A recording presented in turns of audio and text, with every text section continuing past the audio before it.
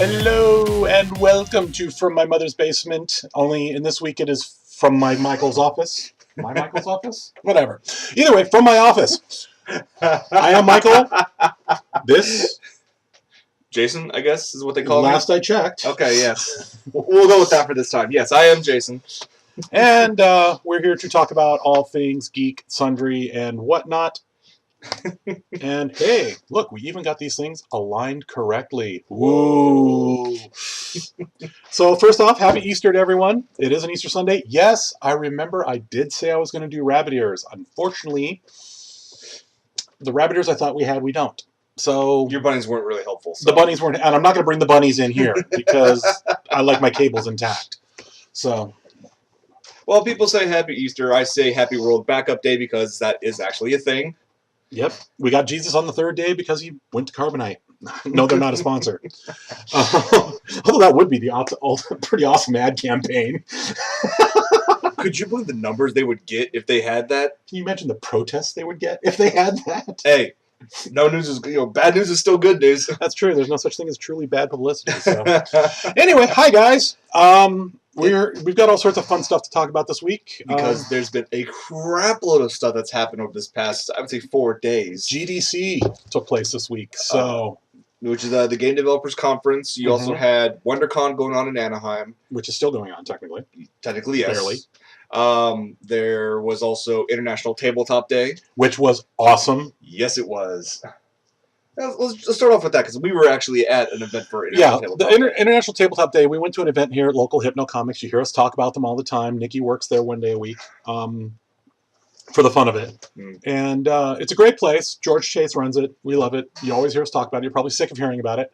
Actually met a couple fans there, too. Yes, that actually. cool. We had a couple people stop by and recognize first Jason, then he looks over and goes, yeah, okay. So... we actually had people come to the International Tabletop Day at Hypno, which was awesome. And then we also had Chris and Amy, the catchers, were there. So it was great to see them again. And we all just played tabletop games.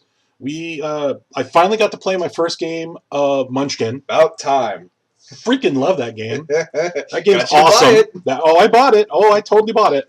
So we played Munchkin. We played it when we got home, but Nikki played Gloom. That is a fun. Gloom is pretty game. awesome. Pretty awesome. Which is for those of you who haven't played Gloom, the idea of Gloom is you've got it's for up to 4 players. You've got families, and the idea is you play on these clear cards, and these clear cards have dots on them with values of +5, +10, -5, -10.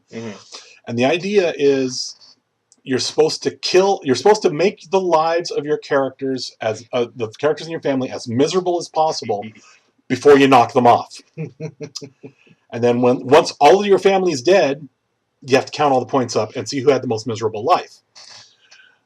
Pretty fun game. And you get to tell stories while doing it. So we got some really creative stuff coming out of ours. Well, I mean, it encourages that. I mean, yes, there's a strategy part to it. Yeah. But when you can say things that go along the lines of some of the cards are like we had this one boy that inbreeding was the least of his worries, and I threw a card on top of that said he was angered by asps and was poisoned and bitten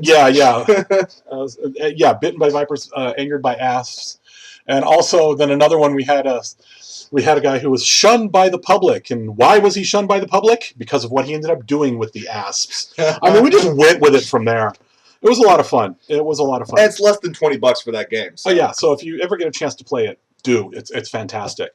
Let's see. We also played... I finally got to play the Star Wars miniature game. Had an absolute blast. Loved that game. Which is good, because I bought the game a while ago and I hadn't played it yet.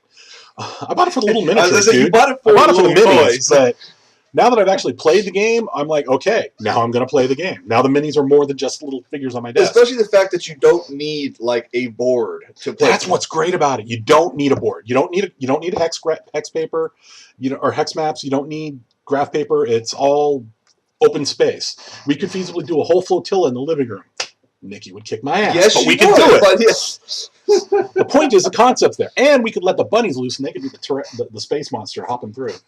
You know, I mean, you can get all sorts of creative with it. But anyway, So we did that, and that was a lot of fun. It was put on.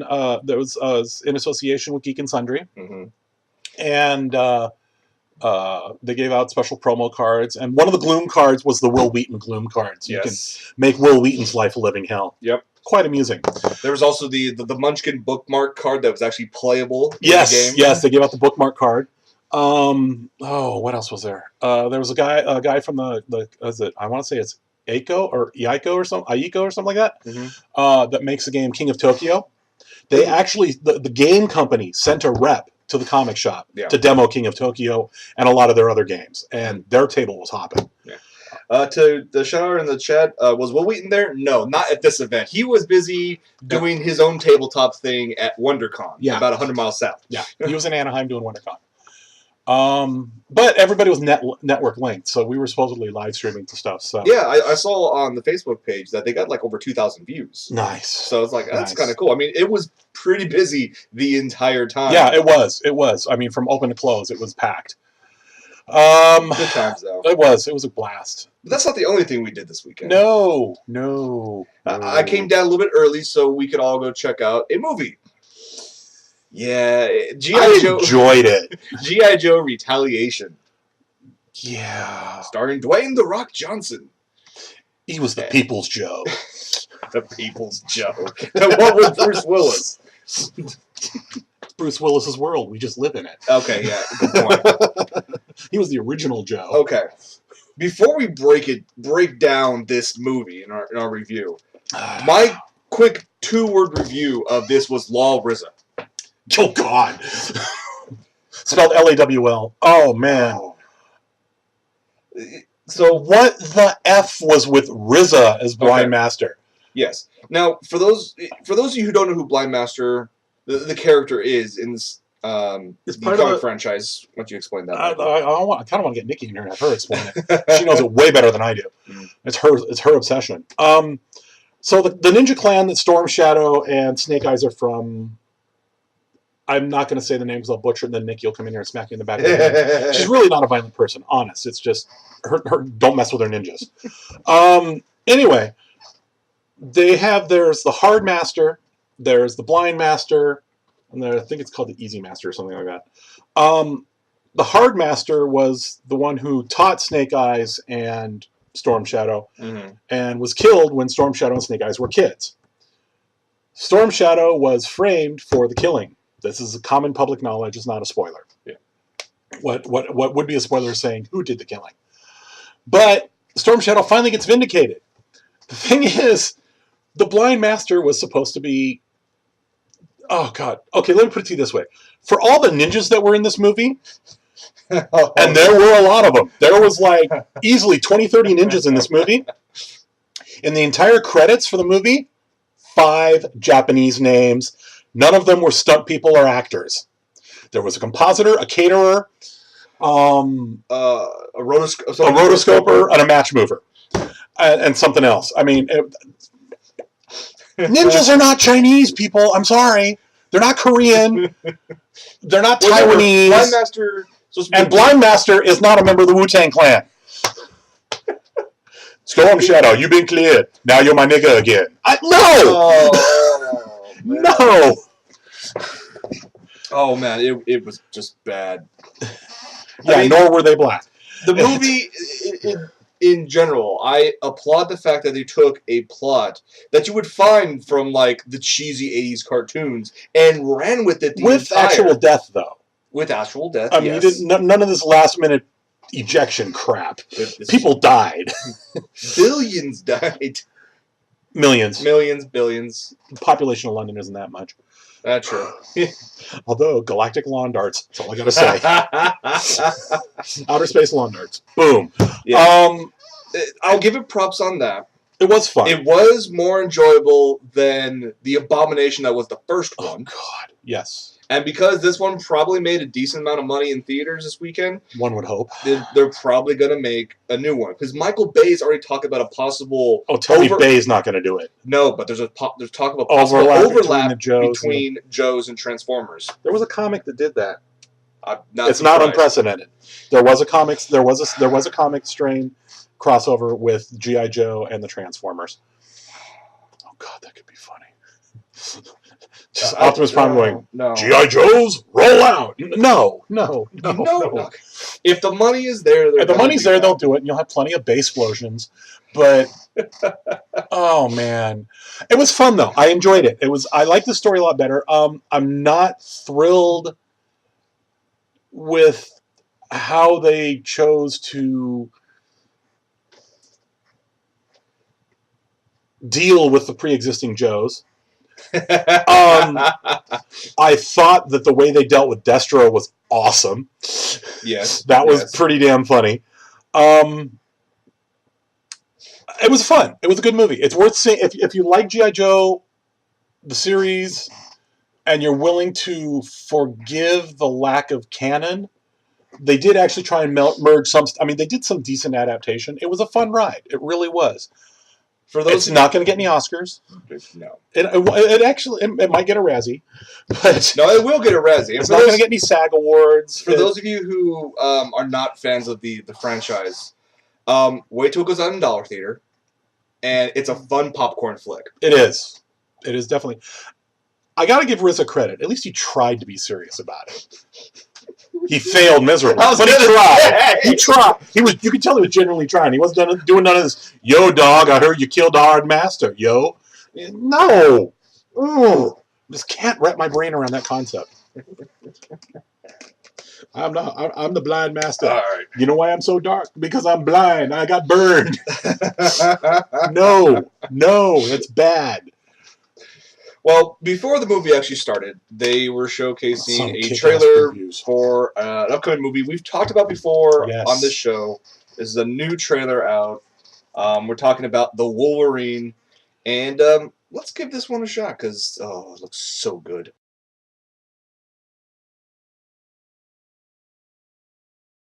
It looks pretty awesome. Yeah, it looks like it's gonna be a lot of fun.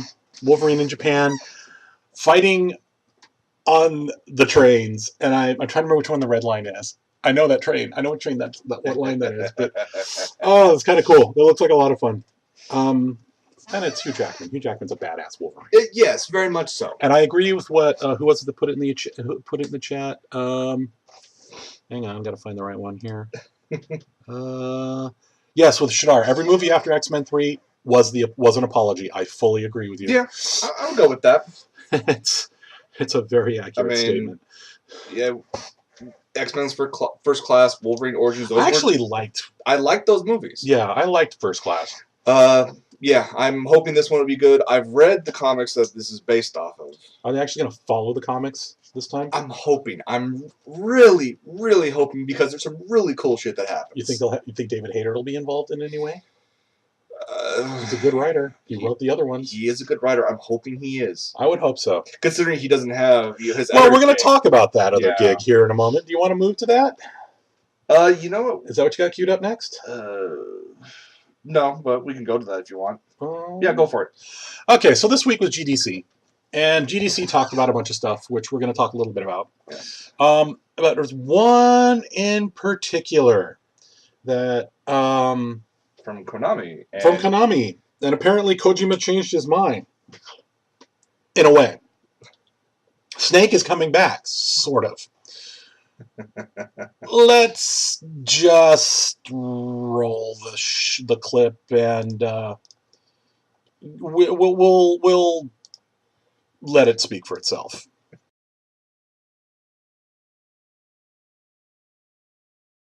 Yeah, so looks awesome. Yeah. Hopefully it doesn't turn into Metal Gimp Solid, because you saw the whole hand thing. So yes, please no Metal Gimp Solid. Although I saw gameplay footage elsewhere, and he's actually, there's a point where it effectively is Metal Gimp Solid, because he's trying to crawl along the place, and he's got the claw. Mm-hmm. Obviously, I'm going to get the game because I've got all the freaking games. I love them. I haven't got any of the Raiden games, though. I haven't got the Raiden game yet. I just got the Snake games. But there's something about it that kind of pisses me off. Which is? David Hayter is no longer the voice of Snake. This is true. Someone actually tweeted David Hayter and said, "Hey, what's going on? Are you involved in this?" Mm-hmm. And he finally replied saying that he was not invited to be part of Metal Gear 5. Because he wanted a fresh new direction, which, okay, fine, you're going to do that, I understand. But at least, Acknowledge him. Yeah. Now, there's who's the new Snake is another question I've been seeing a lot of. There's theories running around. They think they heard, there are a couple people who heard the few words he said, think it might be Kiefer Sutherland. A quality voice actor. But do we want Jack Bauer to become Snake? Relive that. Snake! No. Well, the other thing is, this is not just one game, it's going to be 2 games. That's true. Yeah, you're going to have Metal Gear Ground Zeroes as a prequel to The Phantom Pain. Better than The Phantom Menace. Sorry. That which shall not be named, yes. A little true, yes. Voldemort. Go ahead. There are other videos been shown during Konami's press conference at GDC where they showcased what their Fox engine could do. Oh, that's right. They invented a completely new engine for this. Yes. For an example of that, you remember in the scene at the beginning of that where you had Snake, in the helicopter overlooking all the damage and whatnot? Yeah. It's usually at night. Well, what they did was, while they were, on stage, they decided to change the sun's location to make it daylight. Bring it up over the horizon and whatnot, and then reran it, and in real time. And the thing is just gorgeous. Looks amazing. Nice. Well, that kind of leads us into a couple things. Yeah. I want to jump right into Unreal 4 on this one then, because that's about the same thing. Yeah, but we got to show the other one also. Which one?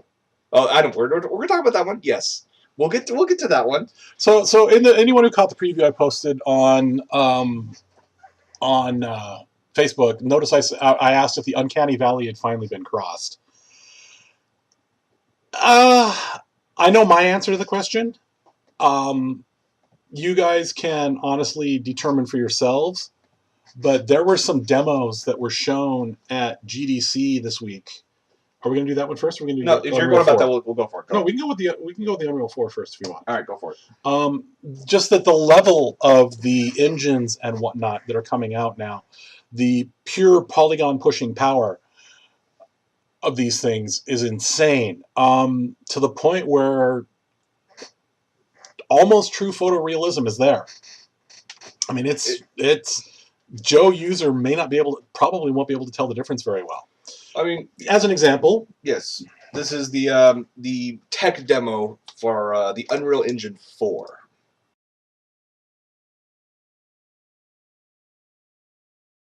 So, yeah, I know some of you may be saying, oh, okay, fine, pre-rendered CG, that's nothing new. We've all seen that. Here's the problem. It's real time. That's the people look at that and say, oh, it's real time. That's just a buzzword. But when Epic Game comes out on stage, showcases this, and then shows off the fact that yes, not only is this real time, zooming around, moving stuff around. Okay, yes, this is real time. But then they showed the tech. Now you're normally thinking, okay, they probably have a quad-core system with 64 gigs of RAM. That's on a prototype video card. Yeah, something like that. No, this was actually all run in real time on a current gen card that you can actually buy. I have the one step barely under this one. The card was actually an NVIDIA GTX 680, a single, not 4 and SLI, single. So that's really freaking impressive for a real-time game engine. And just think of what's going to happen when the next gen cards start coming around. And here, all I gotta say is that people look at this and go, "These are really cool engines, but this will probably only be used for like the next gen consoles." No, screw that. This is all gonna be like PC stuff, and then there'll be ports for that to the consoles. Which the next gen consoles are essentially, they're so dang close in terms of architecture to current gen PCs. Yeah, everybody's going Intel now.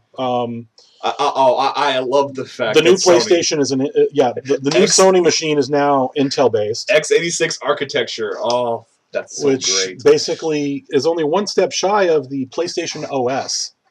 Yeah, pretty much. Which actually could be kind of cool. Have dual boot partition. Good. I think I'm going to boot into my PlayStation 4 now. Oh wait, switch screens. That'd be a lot of fun. But that is not the best part. At least not. Don't get me wrong. That was hella cool. I love that. That was awesome. There was another demo they did that was Activision R&D came out and demoed a new facial animation, real-time facial animation modeling engine they've got. And they did it in conjunction with Blizzard. And, hang on, that went away. Okay. They did it in conjunction with Blizzard, which actually explains a hell of a lot in my mind. And it just, roll with it. We can talk over this one. Yeah. So, actually, we can't hear him. I have the volume on it. Because he actually says stuff. Okay, so this is like real-time talking and lip sync. And aside from the fact that he's a little stiff, that's incredibly well done. Oh, jeez. This is where people are asking, how have we finally crossed the uncanny valley to where you can't tell the difference? Now, I can tell the difference because I know what I'm looking for. Well, yes, this has been your hobby and passion for how many years now? Over 20. Yeah, exactly. But, take this in compared to, say, a CG movie like Final Fantasy: The Spirits Within. Oh, God, the zombies within, yes. Yeah. Night and day. Oh, yeah. No, it's... And the fact that this is, okay, yeah, his motions are a little stiff, which kind of gives it away. But once he's actually in the middle of something, the level of detail and the motion here and, you look in the eyes and you don't see dead eyes. You see there's something there, Yeah. And you're seeing muscles move underneath the skin. Right, you're seeing the really nice subsurface scattering. Oh, yeah, the subsurface scattering is awesome. Wow. I just saw this and I was like, oh my God, I would love to be able to do that. See, the fact that you say that this is actually going to be part of a junction with Blizzard. Well, no. Well, Activision owns Blizzard. Oh, yes, yeah, Activision Blizzard. So Activision R&D in conjunction with Blizzard people, because Blizzard's been as far as real-time generated, or not real-time generated, as far as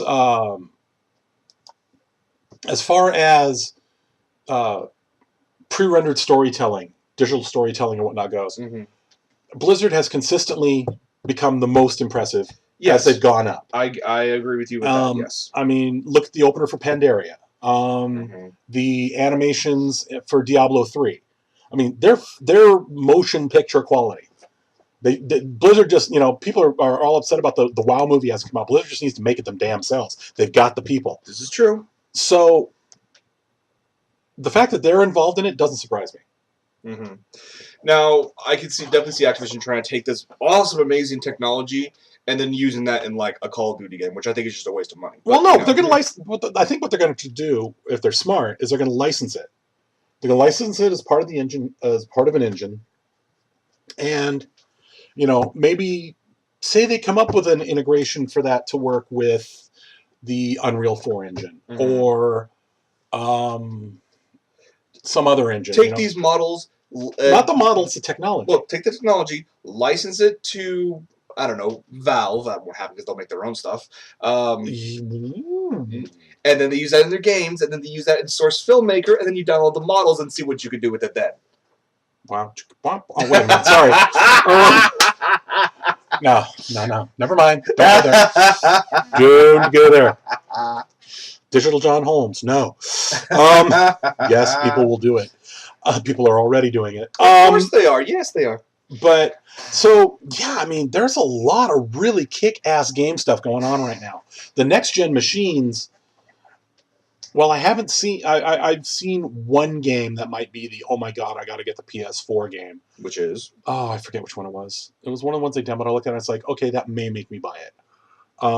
It wasn't Watch Dogs, although I want Watch Dogs. There was another one they demoed. I don't remember what it was. Okay. But there was one game I'm like, okay, that might make me buy it, but until I see like 2 or 3 of those, and I suspect that MGS5 is going to be one of them. I'm just stating that a lot of the games that have been announced that could come out on the next-gen systems, PS4, Xbox 720, whatever they end up calling it, I feel bad for the Wii U for the fact that it's already been announced that Unreal Engine 4 will not be coming to Wii U games. I guess Probably doesn't have the processing power. most likely. Is that a lot of these games are also getting PC ports. And I'm like, I'm always going to choose PC over console. Right. Is it going to stop me from getting the consoles? No. It'll just delay the time that I take between actually buying the consoles. But people like you and I and other gamers, we're not, as much as we would like to think so, we are not the majority. No, we're not. We, you got to deal with all the trailer people. You got to deal with all the inbred Jeds. You know, Joe average user is not your average hardcore gamer. They're the ones who are going to go buy the Xbox 360. Your Madden players are not going to build a kick-ass gaming rig. No. Your NBA 2K obsessors are not going to build a kick-ass gaming rig. No. They're just going to go out, buy a PS4, and play Madden on that. If Valve's Steam box actually comes into play, and that may start swaying people, not for this next gen, but probably for the gen after that. Maybe, but right now the Steam box is vaporware. The box is vaporware. This is true. The interface is there. Big Picture's there, and Big Picture's is pretty cool. Mm-hmm. But the box, the idea of the Steam box is currently vaporware. We don't have any details on it. We don't know if they're even really making it. Mm-hmm. Everybody assumes they're making it. There's hints that they're making it. But Valve has not come out and said, hey, we're making a box. Okay, you got me there on that, yes. So we'll find out what happens eventually with that. But Mozilla... I give Mozilla massive props for this. We've still on games. We've talked before about company Gaikai, who was recently purchased or was purchased by Sony and now handling the streaming portion of what's going to be on the PS4 for that. And before they were purchased by Sony, I've utilized some of their tech in the past, and it's actually pretty cool. Be able to stream a decent quality game just in a website. Well, Mozilla kind of want to get in on that action. The fact that Gaikai is now going to be exclusive to Sony, it's not going to help the rest of us out. Mm-hmm. So Mozilla unveiled they were going to tweak the current version of the Unreal Engine, and you can just talk about this. This is Unreal Engine 3 that operating inside a browser. Yeah, in browser. No additional, plugins or upgrades to your tech. This is all just. Eventually, you could have Unreal 3 engine games in like Facebook. Oh God, Farmville 3D. No. But I give them don't want my sheep props to have I don't play Farmville, but I wouldn't want my sheep to have subsurface scattering. I don't want to see the individual balls of fuzz in the wool. No. Although, I honestly, where I could see this going off big is in your F2P games. Free to play?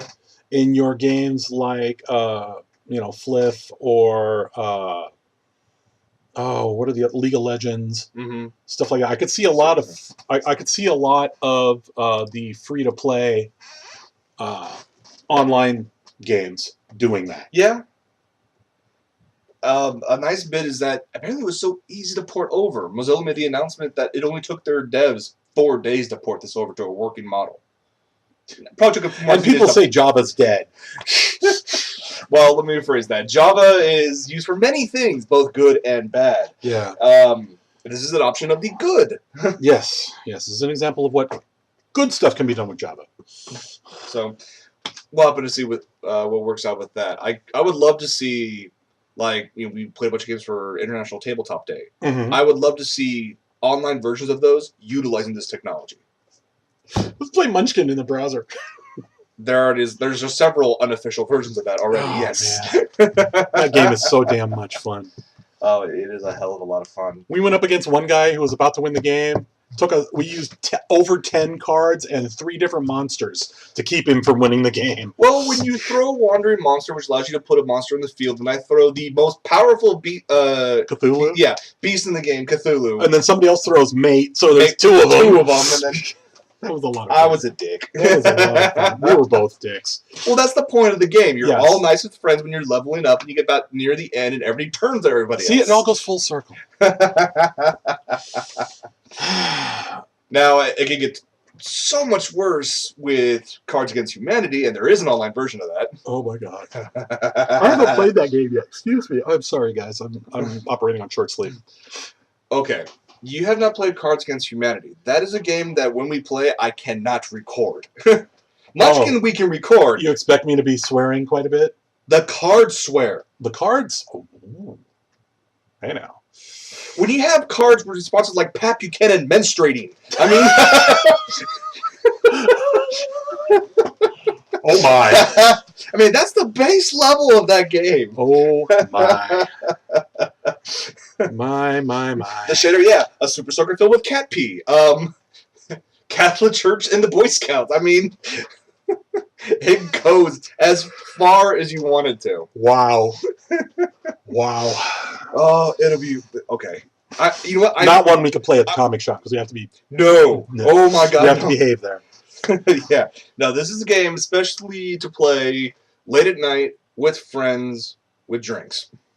Oh, yeah. Yeah, that needs to happen. So. Oh, we can get our raid group together. Everybody fire up their webcams. Oh. This is going to get bad. Okay. Yeah. We'll play Cards Against Humanity online. What do you think? Guys? There's like I said, there's an online version already, and that could be awesome. We may have to do something like that in the future. There's a lot of stuff we need to do in the future. I have a list. I've been working, every time we talk about it. Sorry, guys. It's all good. Let's wrap things up then with, what have you been watching, Michael? What have I been watching? I finished Psycho Pass. Yeah. Okay. I enjoyed it. I like the writing. I don't know about the ending. But they did leave it open for a second season, so we'll see. Finished Robotics Notes. Mm-hmm. Wow, is all I got to say to that. Okay. Went a lot darker than I expected it to. See, what else have I been watching lately? Well, I brought over a bunch of stuff for you to watch. Yeah, I know, and I still haven't watched K-On! Season 2. I found another series that I want to get into, but I can't find Season 1. Is Young Justice Invasion. That's true. Yes, I recently discovered that, and it looks sufficiently badass enough that I want to go find the first season and watch it. Okay. Because it's actually really cool. I mean, it's a Cartoon Network series, an actual made in the U.S. Cartoon Network series, but it's got some pretty heavy-hitting talent in it, and the writing looks, from the couple episodes I saw, looks really damn good.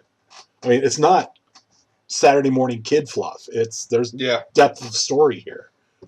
Which is funny because a certain other Cartoon Network show just was recently thrown onto Netflix, and I've had no less than 5 people tweet at me saying I need to actually watch it. Which one? Adventure Time.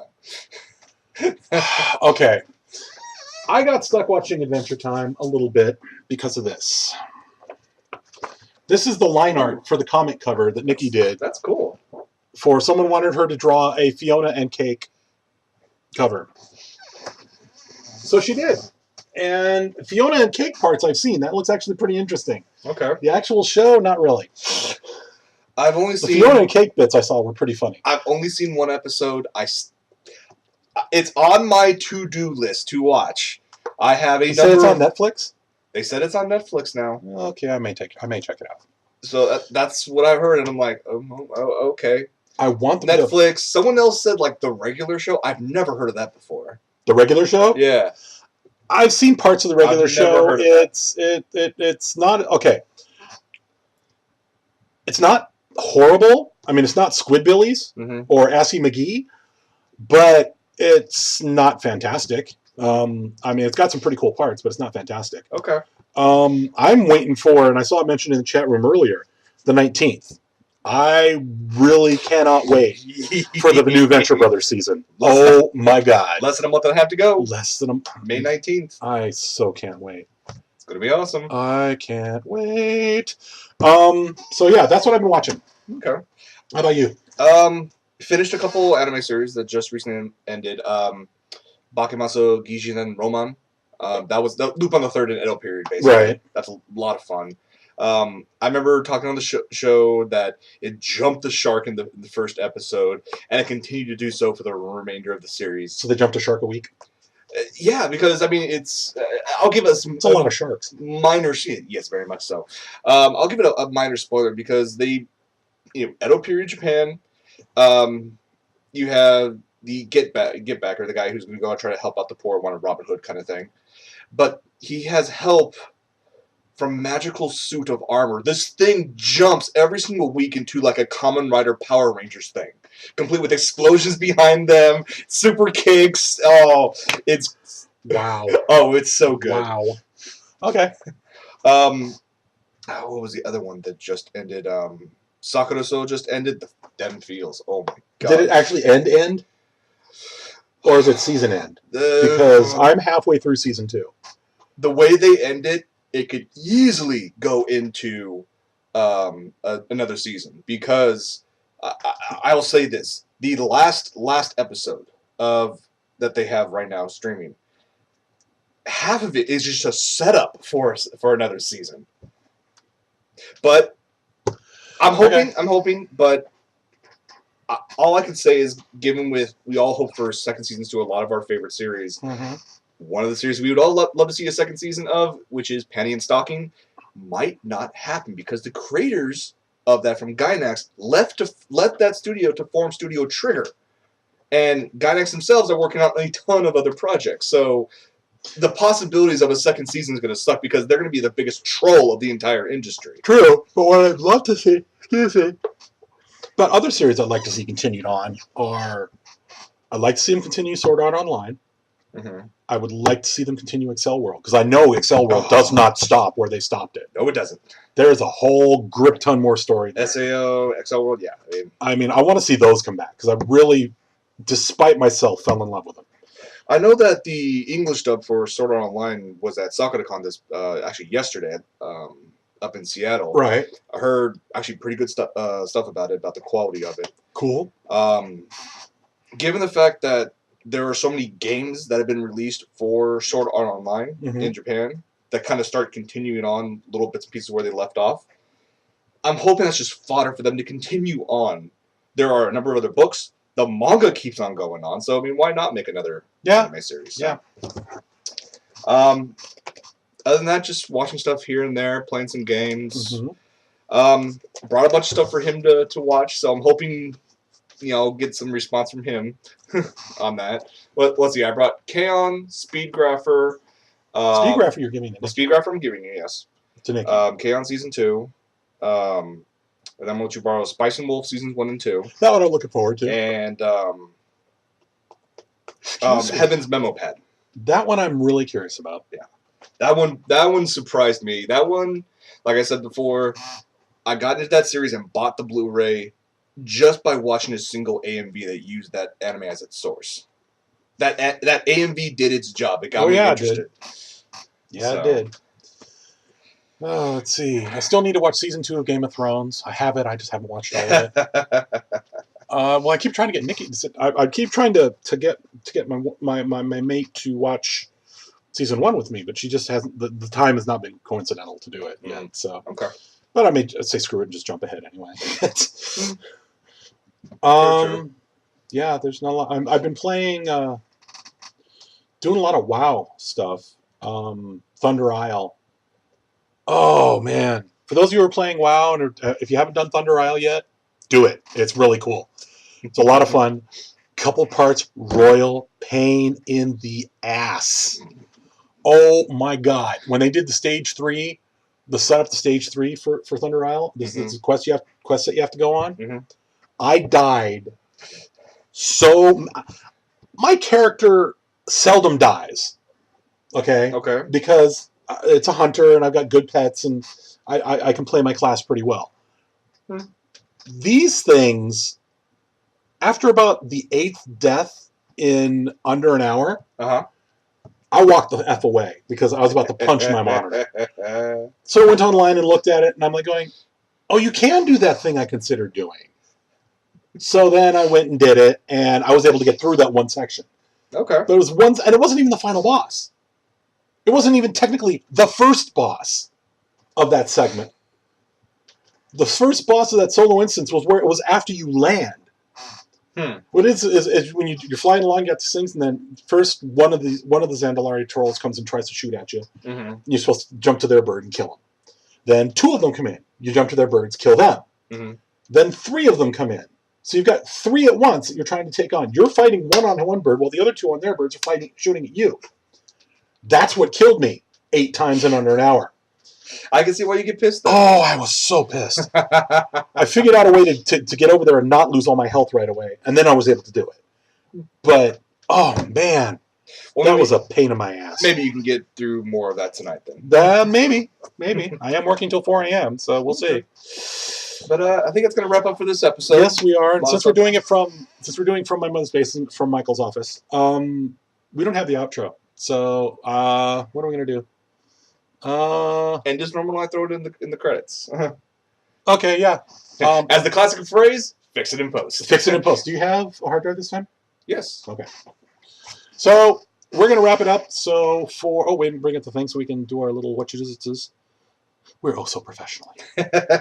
Okay. Twitter. Not that I use a lot of it. @Digital Panther. And for Jason. Facebook and Twitter. OtakuLife Jason. All one word. Yep. And so I guess we'll wrap up there. And for those of you watching live, we'll be pro show in a second. Those of you not watching live, enjoy the credits.